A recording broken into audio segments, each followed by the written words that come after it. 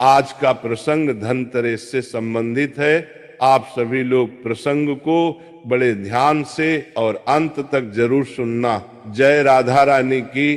5 दिनों तक चलने वाले दीपावली के महापर्व में धनतेरस का त्योहार सबसे पहले दिन मनाया जाता है और हिंदू पौराणिक मान्यता के अनुसार धनतेरस की तिथि पर भगवान धन्वंतरी का जन्म हुआ था।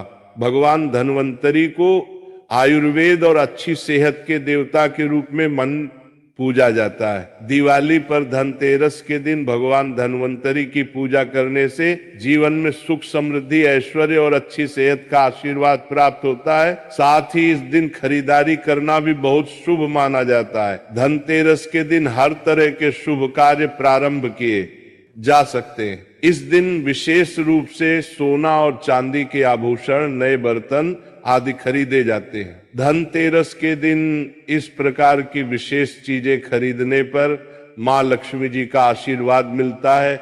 ऐसी मान्यता है कि धनतेरस के दिन हम जिस भी वस्तु की खरीदारी करके लाते हैं उसमें 13 गुना की वृद्धि होती है। इसलिए आपको ध्यान रखना है कि कोई भी ऐसी गलती ना करें, ऐसी वस्तु खरीद कर ना लाएं जिससे कि अशुभता आ जाए। तो धनतेरस के दिन ये चीज कौन सी है, खासकर हम आज के प्रवचन में आपको बताएंगे कि आपको इन 13 विशेष चीजों में से आपको कुछ ना कुछ वस्तुएं खरीदनी ही चाहिए। अगर आप इन सभी 13 वस्तुएं ना खरीद पाए तो इनमें से जो भी आपकी सामर्थ्य हो वह वस्तु आप घर पर खरीद कर ला सकते हैं। धनतेरस के दिन मां लक्ष्मी जी, कुबेर देवता और धन्वंतरी भगवान की पूजा करने से घर हमेशा धन धान्य सुख सुविधा और वैभव से भरा रहता है। धनतेरस के दिन जो लोग सोने चांदी से बने हुए आभूषण या सोना चांदी ना खरीद पाए उन्हें भी इस दिन कुछ चीज अवश्य ही खरीदनी चाहिए।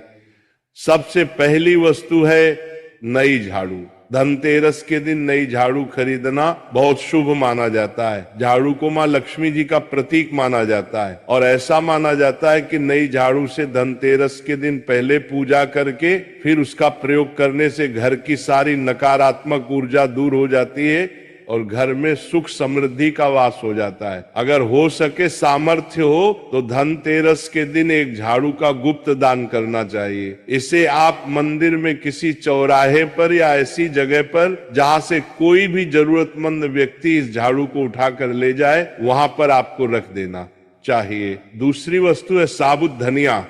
धनतेरस के दिन आप कुछ लेकर आए या ना आए, साबुत धनिया तो हर कोई ला सकता है। साबुत धनिया लाकर दिवाली के दिन उसे पूजा करने के बाद अपने ही घर में क्यारी में या गमले में डालना चाहिए और ऐसा करने घर में आपके जो भी धन है, जो भी आय है, उसमें बरकत होने लगती है। अगर आए दिन अनावश्यक रूप से खर्चे होते हो तो उसमें भी रोक लग जाती है। इस दिन नमक भी खरीद कर लानी चाहिए। नमक अगर आप डली वाला लाते हैं तो और भी शुभ बरकत होने लगते हैं।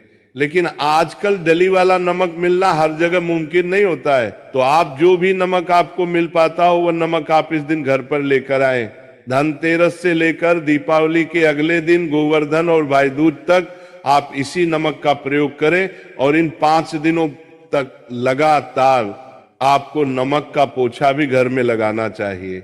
ऐसा करने से एक तो दरिद्रता दूर हो जाती है और घर से नकारात्मक ऊर्जा भी दूर हो जाती है। चौथी वस्तु जो आपको घर पर लानी चाहिए वह है गोमती चक्र। कहते हैं कि जिस घर में गोमती चक्र होता है वहां सुख, सौभाग्य और समृद्धि की वृद्धि होती है। गोमती चक्र घर पर रखने से वास्तु दोष भी दूर हो जाता है और अगर घर परिवार में किसी भी सदस्य में आत्मविश्वास की कमी हो तो धनतेरस के दिन गोमती चक्र लाकर उनके हाथ से पूजा करवाकर फिर बाद में आपको इन गोमती चक्र को अपने मंदिर में या फिर धन रखने के स्थान पर आपको रख देना चाहिए। ऐसा करने से जो भी संबंधित परेशानी है वह दूर हो जाती है। आपको ये सारी वस्तुएं मार्केट में पूजा वाली दुकान में बहुत आसानी से मिल जाएंगी। 5वीं वास्तु है कौड़ियां। कौड़ियां आपको सफेद, भूरी, पीली, चितकबरी मिल जाएंगी, लेकिन आपको 2 कौड़ी लानी है। वो या तो सफेद लेकर आए या फिर पीले रंग की कौड़ियां लेकर आए। कहते जिस घर में कौड़ियां होती हैं वहां पर माँ लक्ष्मी जी हमेशा वास करती है। कौड़ियां माँ लक्ष्मी जी को आकर्षित करती है, इसलिए आज के दिन आप 5, 7, 11 या 13 कौड़ियां लाके आप चाहे तो धनतेरस की शाम को या फिर दीपावली की रात को इनकी पूजा करके रोली, अक्षत, कुमकुम अर्पित करके फिर एक लाल कपड़े में बांधकर आपको अपने घर में जहां पर भी आप धन रखते हैं वहां रख देना चाहिए। हर साल आप इन्हीं पुरानी कौड़ियों की पूजा कर सकते हैं। हर साल आपको कौड़ियां खरीदने की आवश्यकता नहीं है। यदि आप नई कौड़ियां खरीदना ही चाहते हैं तो पुरानी कौड़ियों को आप जल में प्रवाहित कर दें। छठी वस्तु है श्री यंत्र। श्री यंत्र खरीदते समय देख लीजिएगा कि उस पर सभी चिन्ह, सभी जो भी निशान होते हैं वह अच्छे से अंकित होने चाहिए। श्री यंत्र जिस घर में होता है, नियमित रूप से श्री यंत्र की पूजा जिस घर में होती है, वहां पर भी कभी धन का अभाव नहीं रहता। श्री यंत्र की उत्पत्ति को लेकर धार्मिक पुराणों में उल्लेख मिलता है कि एक बार महालक्ष्मी जी अप्रसन्न होकर पृथ्वी से बैकुंठ लोक चली गई। माता के रुष्ट हो जाने से धरती पर बहुत सारी समस्याएं प्रकट हो गई। ब्राह्मण और महाजन बिना लक्ष्मी जी के निधन हो गए। तब ब्राह्मणों में श्रेष्ठ वशिष्ठ मुनि ने निश्चय किया कि मैं लक्ष्मी जी को प्रसन्न कर पृथ्वी पर वापस ले आऊंगा। जब मुनि वशिष्ठ बैकुंठ में जाकर महालक्ष्मी जी से मिले तो उन्हें पता चला कि महालक्ष्मी जी तो अप्रसन्न है और वह किसी भी स्थिति में पृथ्वी पर आने को तैयार नहीं है। तब वशिष्ठ जी ने वहीं पर बैठकर भगवान विष्णु की आराधना शुरू कर दी। नारायण ने प्रसन्न होकर मुनि वशिष्ठ को अपने दर्शन दिए। वशिष्ठ जी ने श्री हरि विष्णु से कहा कि हम पृथ्वी पर बिना लक्ष्मी जी के बहुत दुखी हैं। हमारे सारे आश्रम उजड़ गए, धरती पर वैभव खत्म होने वाला है। ये सुनकर भगवान विष्णु वशिष्ठ मुनि को साथ लेकर महालक्ष्मी जी के पास गए और उन्हें मनाने की कोशिश की, लेकिन फिर भी महालक्ष्मी जी नहीं मानी।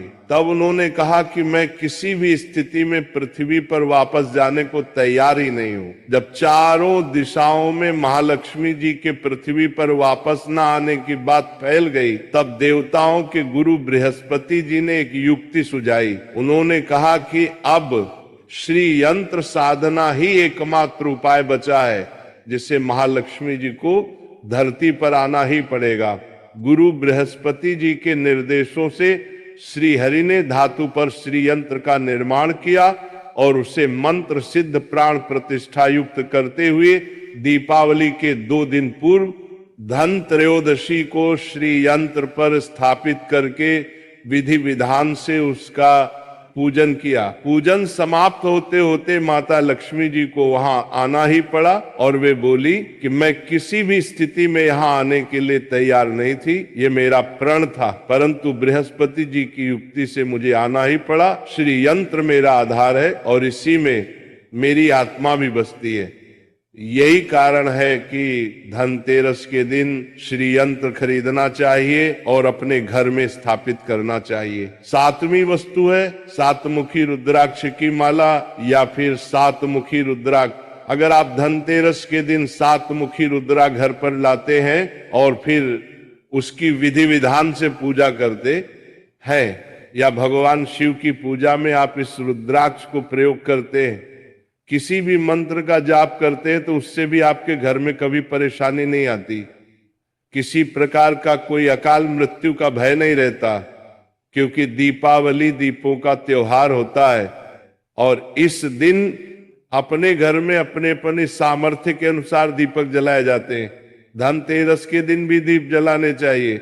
अगर आप चाहते हैं आपके घर में साक्षात महालक्ष्मी जी का वास सदा बना रहे, पूरे वर्ष भर आपके घर में धन की कोई कमी ना रहे, आपको कभी कर्ज लेने की नौबत ना आए, तो ऐसे में धनतेरस की शाम को आप 13 दीपक घर के अंदर और 13 दीपक घर के बाहर जलाएं। ऐसा करने से भी महालक्ष्मी जी का आशीर्वाद प्राप्त होता है। और धनतेरस के दिन 8वीं जो वस्तु है वह आपको मिट्टी के दीपक जरूर खरीद कर लाने चाहिए। मिट्टी के दीपक आप अपनी सामर्थ्य के दिन आपको जलाने चाहिए, अनुसार खरीद कर ला सकते। अगर हो सके तो किसी जरूरतमंद को, जहां पर धन का भाव हो, ऐसे घर में आप मिट्टी के दीपक का तेल सहित और बाती सहित, रुई सहित दान भी कर सकते हैं। नवी वस्तु जो आपको खरीद कर लानी चाहिए वह है लक्ष्मी जी और गणेश जी की मूर्ति। वैसे तो मिट्टी की मूर्ति ही घर पर लाना शुभ होता है,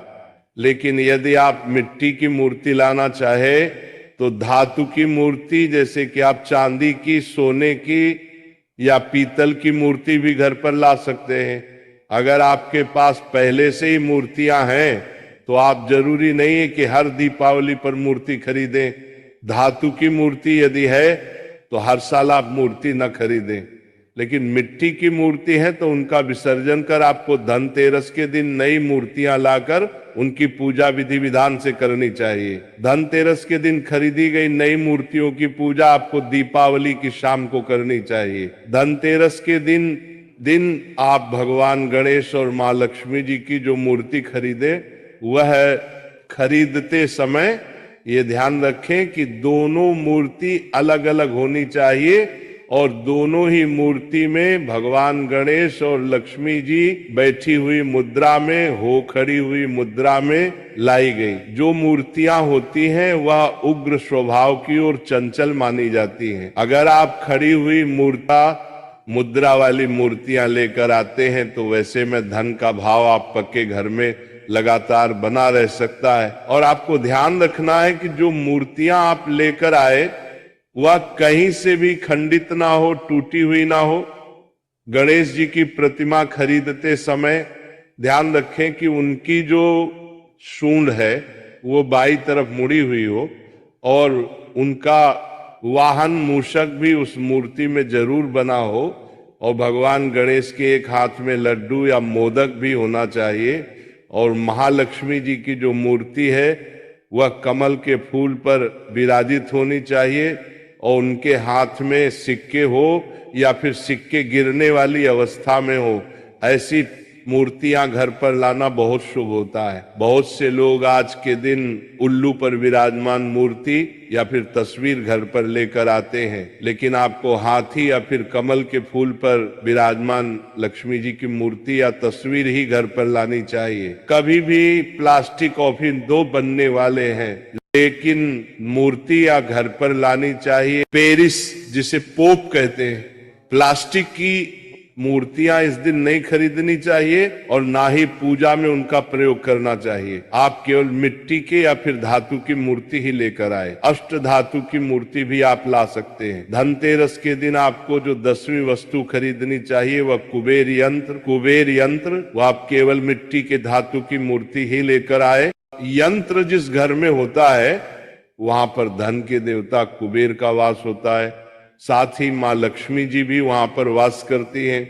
आपको उत्तर दिशा में धन कुबेर यंत्र की स्थापना करनी चाहिए।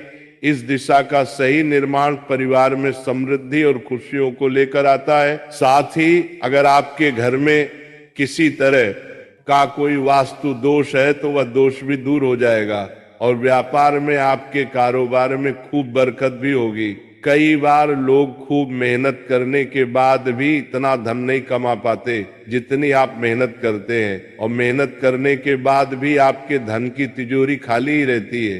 तो उसे पूरा साल भरा रखने के लिए आपको धनतेरस के दिन और दिवाली के दिन कुबेर यंत्र की विधि विधान से पूजा भी करनी चाहिए। कुबेर देवता के मंत्र ओम यक्षराज विद्महे धीमहि तन्नो कुबेर प्रचोदयात का कम से कम 1 माला या 51 बार जाप करना चाहिए।